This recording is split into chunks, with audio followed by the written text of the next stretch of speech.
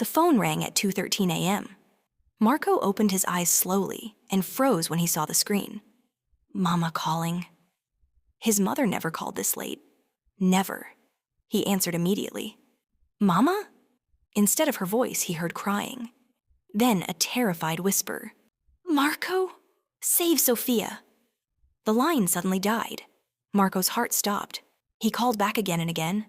No answer. Then his phone vibrated. A message from his 14-year-old sister, Sophia. Help. One word. Nothing else.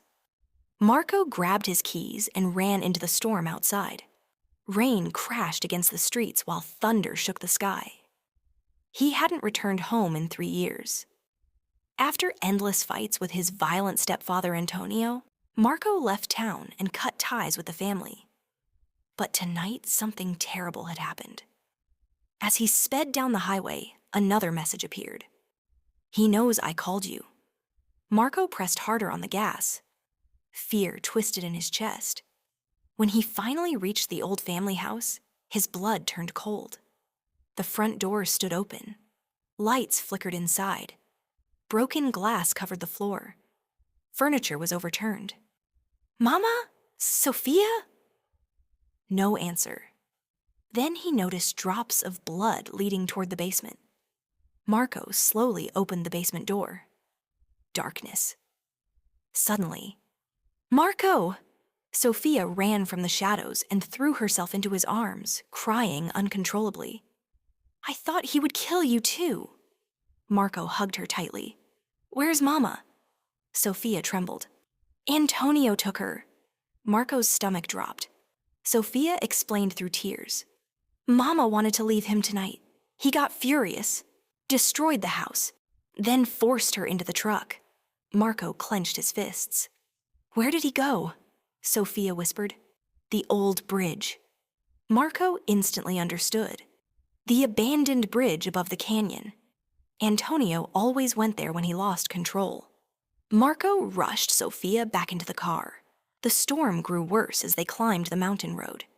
Trees bent violently in the wind. Then, suddenly, headlights appeared ahead. A black truck stood near the edge of the bridge. Antonio's truck. Marco jumped out and ran through the rain. In the distance, Antonio held Marco's mother Isabella tightly near the railing. Let her go, Marco shouted. Antonio slowly turned, his eyes filled with rage. You should have stayed away, Isabella cried desperately. Marco, run! But Marco kept walking forward. For years he had feared this man. Tonight he refused to be afraid anymore. Antonio suddenly pulled out a gun. Sophia screamed behind Marco. Rain hammered the bridge. Thunder exploded overhead. Antonio pointed the weapon directly at him. You destroyed this family. Marco stared at him calmly. No, he said quietly. You did. For a second, Antonio looked shaken. Then police sirens echoed through the mountains. Red and blue lights flashed in the storm. Antonio panicked and grabbed Isabella harder, but his foot suddenly slipped on the wet bridge. The gun flew from his hand. His body slammed against the railing as he nearly fell into the canyon below.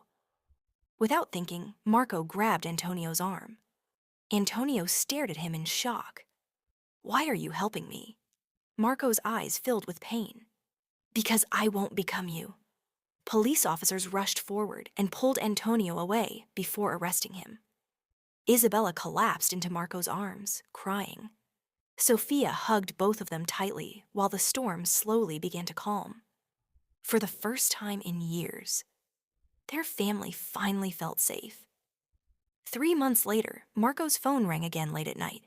This time, when he answered, he heard laughter. Isabella and Sophia were calling from their new apartment in the city. Safe, free, happy.